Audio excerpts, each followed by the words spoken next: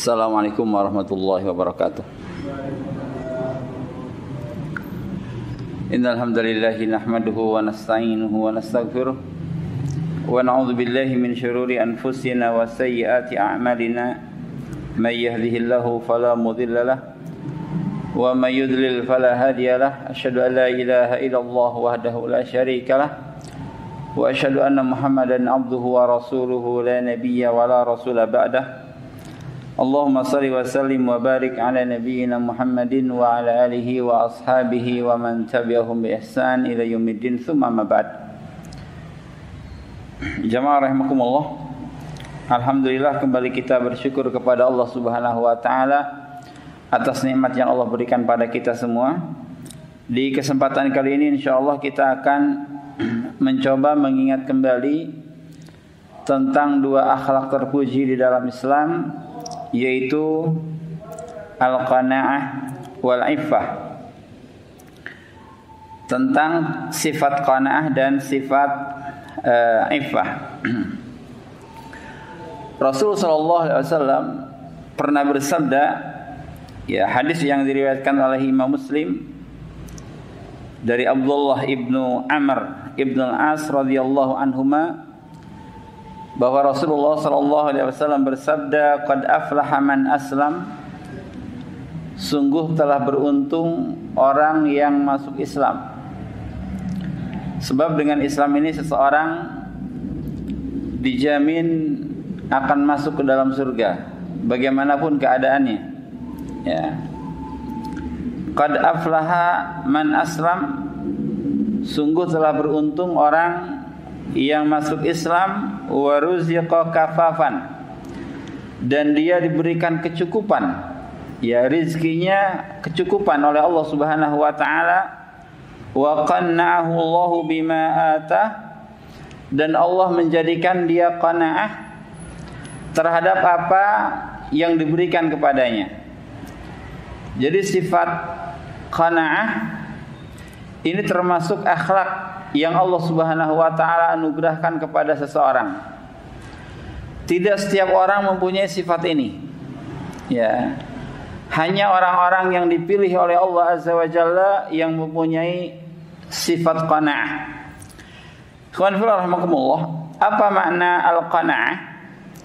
Dikatakan bahwa makna qanaah yaitu ridha syakhs bima a'tahu Allah taala, yaitu keridhaan seorang hamba terhadap apapun yang diberikan oleh Allah Subhanahu wa taala, wa adamul ihtimam bima indan nas mimma yazidu anhu, dan dia tidak peduli dengan rezeki orang lain walaupun lebih banyak darinya.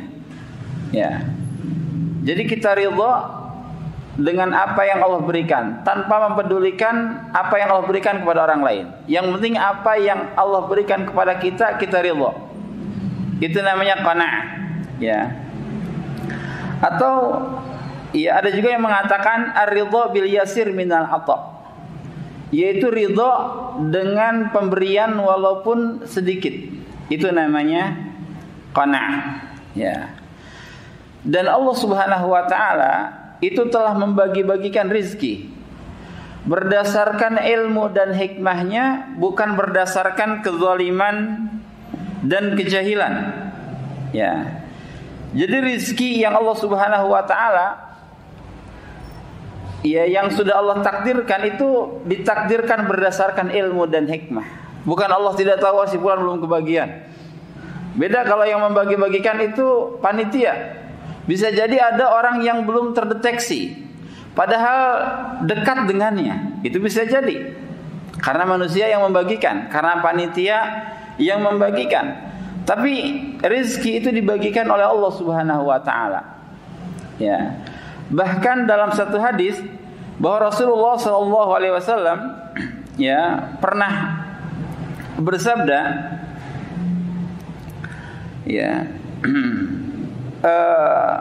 bahwa Rasulullah sallallahu alaihi wasallam, ya, pernah bersabda, innahu laisa syai'un yuqarribukum minal jannah wa yubaidukum minan nar illa qad amartukum bihi. Tidak ada sesuatu pun yang akan mendekatkan kepada surga ataupun menjauhkan dari neraka kecuali aku telah perintahkan hal itu. Walaysa syai'un yuqarribukum minan nar aw yubaidukum minal jannah illa wa qad nahaitukum anhu. Dan tidaklah sesuatu yang bisa mendekatkan kepada neraka dan menjauhkan dari surga kecuali aku telah larang hal itu untuk kalian. Wa anar ruha al-amin nafasa fi ru'i. Ruh itu artinya al-qalb. Dan sesungguhnya Jibril alaihissalam itu memberikan ilham kepada hatiku, annahu lan tamuta nafsun hatta tastawfiya rizqaha fattaqullaha wa ajmilu fit talab. Ya, Jibril alaihissalam mewahyukan kepada hatiku bahwa sosok jiwa, satu jiwa itu tidak akan mati sampai rizkinya yang sudah ditakdirkan itu dipenuhi untuknya. Ya, sampai rizkinya penuh. Yang sudah Allah Subhanahu wa ta'ala takdirkan pasti sudah diberikan kepadanya. Dia tidak akan mati sebelum itu. Maka bertakwalah kepada Allah dan perbaguslah tata cara mencari rizki itu. Ya. Kenapa? Karena semuanya akan Allah Subhanahu wa ta'ala berikan. Tidak mungkin seseorang ditakdirkan akan menghabiskan beras 1 ton beras, tapi kemudian baru sekian ratus kilo kemudian mati, itu tidak mungkin. Pasti akan dipenuhi rezekinya sesuai dengan apa yang Allah Subhanahu wa ta'ala takdirkan.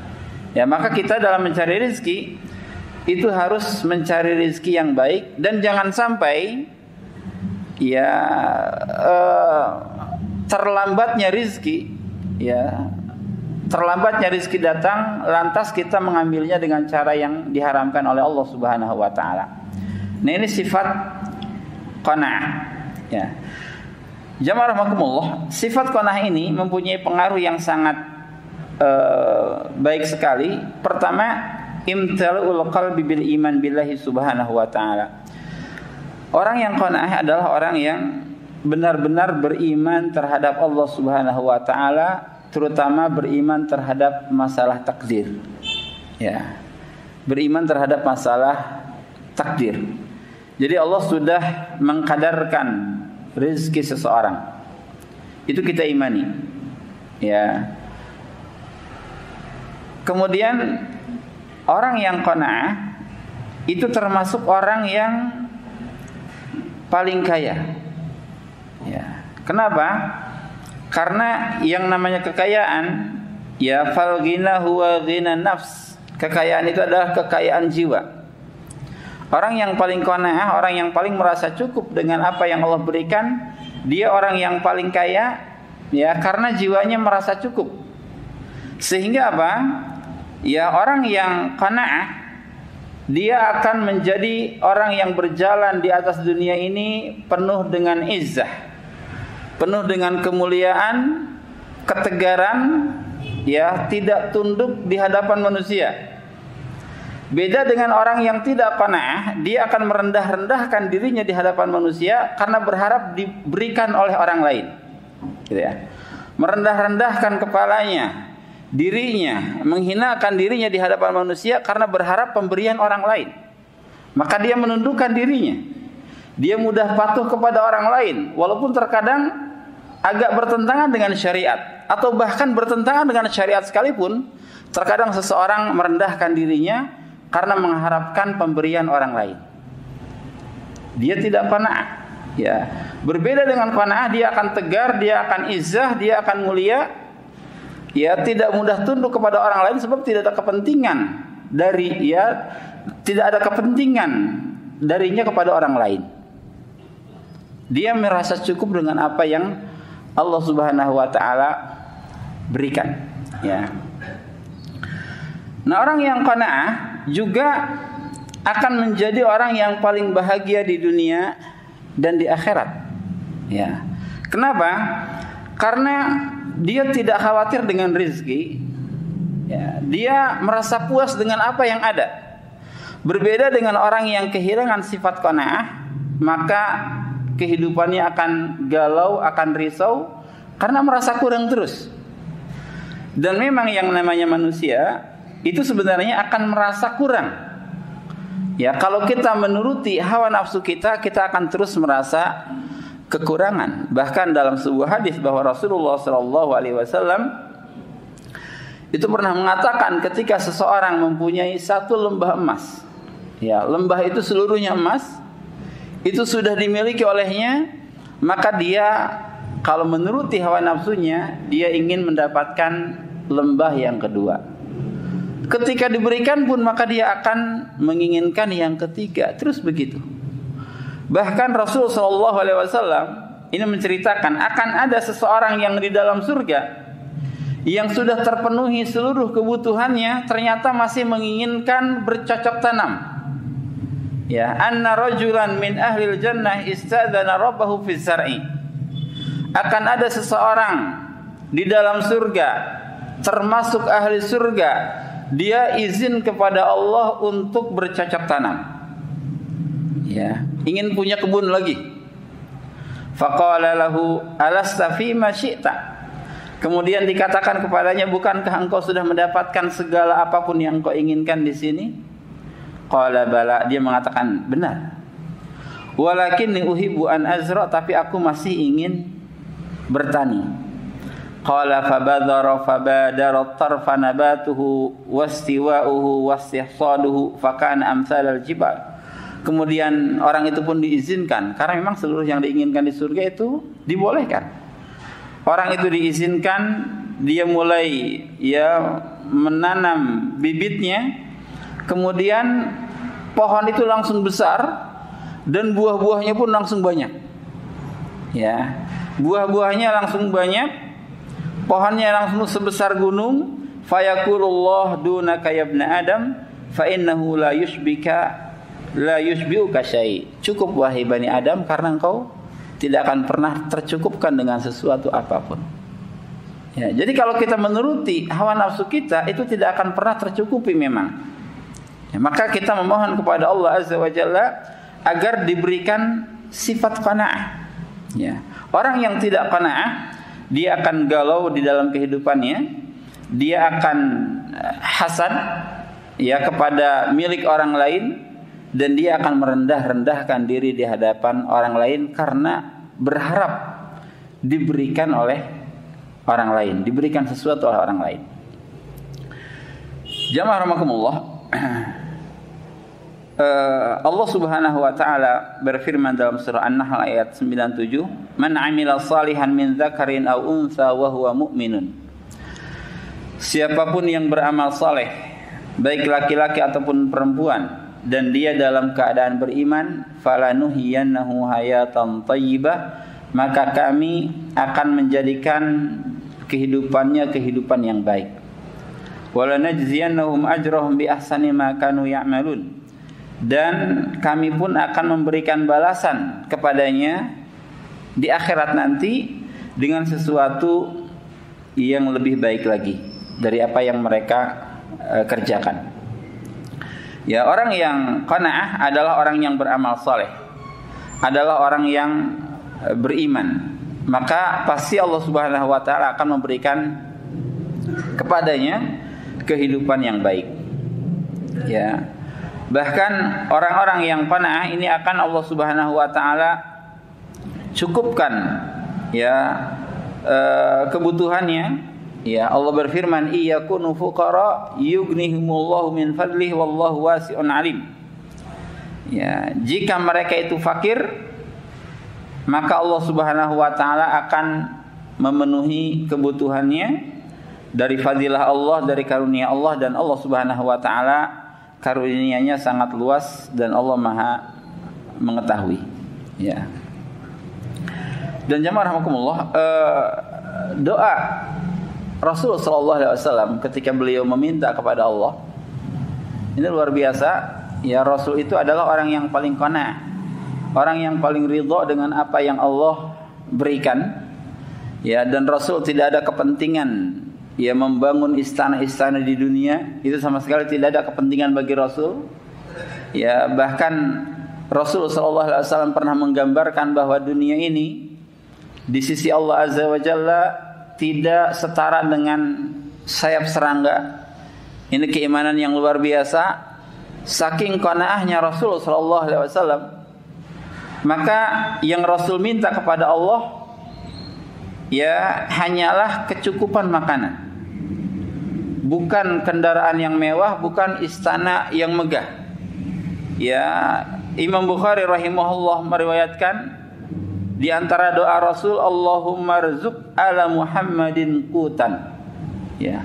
Allahumma rzuq ala Muhammadin qutan. Ya Allah, berikanlah rezeki untuk keluarga Muhammad berupa makanan. Yang diminta makanan. Kenapa? Karena ini modal kehidupan makanan itu. Kalau makanan sudah tercukupi, itu sudah ya sangat bahagia sekali.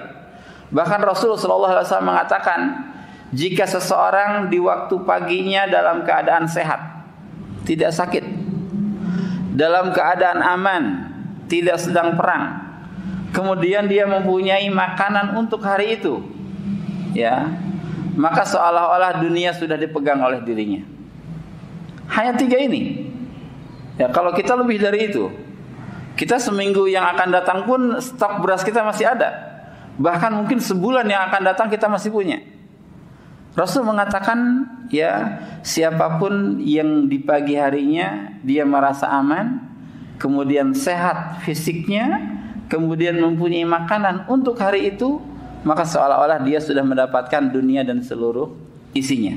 Ya, man asbah minkum aminan fi sirbihi mu'afan fi jasadihi indahu qutu yaumihi faka'annama hizat lahu dunya. Ya. Ini sifat qanaah yang luar biasa dari Rasulullah sallallahu alaihi wasallam. Nah, kemudian yang kedua tentang sifat iffah, ya. Sifat iffah ini sangat berkaitan dengan sifat qanaah, ya.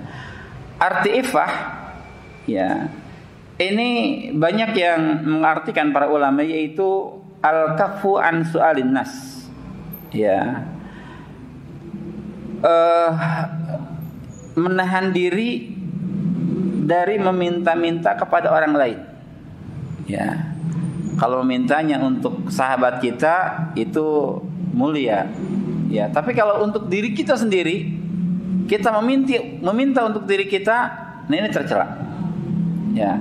Tapi kalau meminta untuk lembaga, untuk yayasan, untuk dakwah, ini mulia. Itu dilakukan oleh Rasulullah sallallahu alaihi wasallam. Ya, meminta bantuan kepada orang lain untuk menolong orang lain, itu mulia. Tapi kalau kita meminta untuk diri kita, ya, untuk memperkaya diri kita, itu tercela. Kalau untuk memenuhi kebutuhan itu masih dibolehkan dalam Islam. Tapi kalau untuk ya menumpuk kekayaan, ini tercela. Nah, sifat iffah yaitu al-kaffu an su'alin nas. Mencegah diri dari meminta-minta kepada orang lain. Wa kaffun nafs anil muharramat. Juga mencegah jiwa kita dari perkara-perkara yang diharamkan. Ya, itu namanya iffah. Ada juga yang mengartikan iffah itu sebenarnya sifat untuk seluruh anggota tubuh kita. Ya. Iffah itu menjaga kesucian diri. Iffahnya tangan berarti tidak meminta-minta. Ini tangan yang iffah. Iffahnya lisan tidak mudah mencela, tidak menggibah orang lain, tidak mengadu domba, itu iffahnya lisan, menjaga kemuliaan lisan. Ya, iffahnya mata kita berarti tidak memandang hal yang diharamkan oleh Allah Azza wa Jalla. Itu iffahnya mata. Iffahnya telinga berarti tidak asyik mendengarkan cerita orang lain yang sedang menggibah. Terkadang ada orang yang asyik, orang lain bergibah, dia diam tapi dia mendengarkan. Ya, ikut asyik mendengarkan cerita orang lain. Ya, padahal itu adalah gibah. Iffahnya telinga kita itu meninggalkan hal itu. Ya, iffahnya kaki tidak berjalan ke tempat-tempat yang diharamkan. Ya, ini iffah. Dan ini termasuk ke dalam akhlak yang terpuji. Ya, mencegah diri dari hal-hal yang diharamkan oleh Allah Azza wa Jalla. Orang yang iffah ini pertama dia akan selamat dari neraka. Ya, Rasulullah sallallahu alaihi wasallam bersabda, salasatu a'yunin la tamassuhumun nar. Akan ada 3 mata yang tidak akan tersentuh oleh api neraka. Ya, ainun batat tahrusu fi sabilillah. Yang pertama, mata yang bergadang, yang berjaga, ya, menjaga mata yang berjaga dalam jihad fi sabilillah. Wa ainun bakat min khasyatillah. Kedua, mata yang menangis karena takut kepada Allah. Wa ainun afat an maharimillah. Kemudian yang ketiga yaitu mata yang iffah, yang tidak memandang dari hal-hal yang diharamkan oleh Allah. 3 mata ini tidak akan tersentuh api neraka. Ya, kemudian an-najah minal ibtila. Orang yang iffah adalah orang yang akan diselamatkan oleh Allah Azza wa Jalla, ya, dari ujian-ujian kehidupan. Ya, dia diselamatkan oleh Allah Azza wa Jalla dari kesempitan hidup. Ada satu kisah ketika 3 orang masuk ke dalam gua dan tertutup pintu gua itu oleh batu yang sangat besar. Dan ketiganya tidak mampu mendorong batu itu karena besarnya. Ya. Maka mereka pun mulai berdoa. Salah seorang di antara mereka berdoa, Allahumma kanat li bintu ammin. Ya Allah, aku mengenal seorang putri pamanku. Kanat ahabban nas ilayya, dan dia adalah orang yang paling aku cintai. Fa aradtuha an nafsiha famtana'at minni hatta alamat biha sanatun minasinin. Kemudian aku pun ingin menguasai dirinya, tapi dia tidak mau. Sampai hal itu berlarut bertahun-tahun, ya. Fajaatni, di ujung tahun itulah, ya, dia datang kepadaku karena satu keperluan. Ya, dia memerlukan pertolonganku. Fa'ataituha 20 wa mi'ah dinar, maka aku pun memberikannya 120 dinar. Ini harta yang sangat besar. Ya, 1 dinarnya 4,25 gram emas. Ratusan juta ini.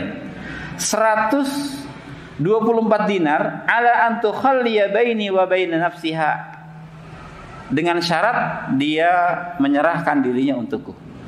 Ya. Dengan syarat dia menyerahkan dirinya untukku, fa fa'alat, dan dia pun setuju karena butuh. Ya, butuh harta. Hatta idza qadartu 'alaiha, sampai ketika aku mampu menguasainya. Qalat, dia pun mengatakan, mengingatkan, la uhillu laka an tafuddal khatam illa bihaqqihi.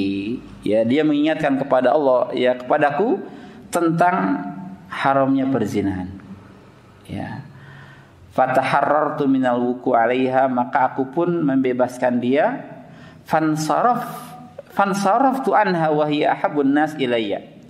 Dan aku pun tinggalkan dia, padahal dia adalah orang yang paling aku cintai. Wa taraktu dzahaba alladhi a'taituha, dan aku pun berikan emas-emas yang tadi aku berikan kepadanya, aku tinggalkan untuknya. Allahumma in kuntu fa'altu ibtigha'a wajhika fafruj anna ma nahnu fihi. Ya Allah, jika aku tinggalkan hal itu karena mengharap wajahmu, maka bebaskanlah aku dari gua ini. Fan farajatis sakhrah, maka batu itu pun mulai bergeser. Ini orang yang iffah. Ya, orang yang iffah. Dia tinggalkan hal-hal yang diharamkan oleh Allah Subhanahu wa taala, sehingga apa? Kesulitan hidupnya juga dibantu oleh Allah Subhanahu wa taala. Maka orang yang iffah, yang menjaga kesucian dirinya, matanya, hatinya, kemaluannya, ya, itu akan ditolong, dibantu oleh Allah Azza wa Jalla ketika kita berada di dalam kesulitan. Ya, yang terakhir, ya, orang yang iffah ini pun termasuk orang yang akan dinaungi oleh Allah Subhanahu wa taala pada hari kiamat, ketika tidak ada naungan kecuali naungan dari Allah. Sebagaimana sabda Rasulullah, akan ada 7 golongan yang mendapatkan naungan dari Allah Azza wa Jalla ketika tidak ada naungan kecuali darinya. Rajulun talabathu imra'atun dzatu mansabin wa jamal faqala inni akhafullah. Yaitu seseorang yang diajak berzina oleh seorang wanita ya yang cantik, punya kedudukan, tapi dia mengatakan inni akhafullah, aku takut kepada Allah. Dan diantaranya adalah Yusuf alaihissalam, ya, takut kepada Allah, ditinggalkan hal itu semua karena Allah Azza wa Jalla, maka orang tersebut akan mendapatkan naungan dari Allah. Wallahu a'lam, mudah-mudahan kita semua diberikan oleh Allah Azza wa Jalla 2 sifat yang mulia ini, yaitu qanaah dan sifat iffah. Subhanakallahumma rabbana bihamdika asyhadu an la ilaha illa anta astaghfiruka wa atubu ilaik. Assalamualaikum warahmatullahi wabarakatuh.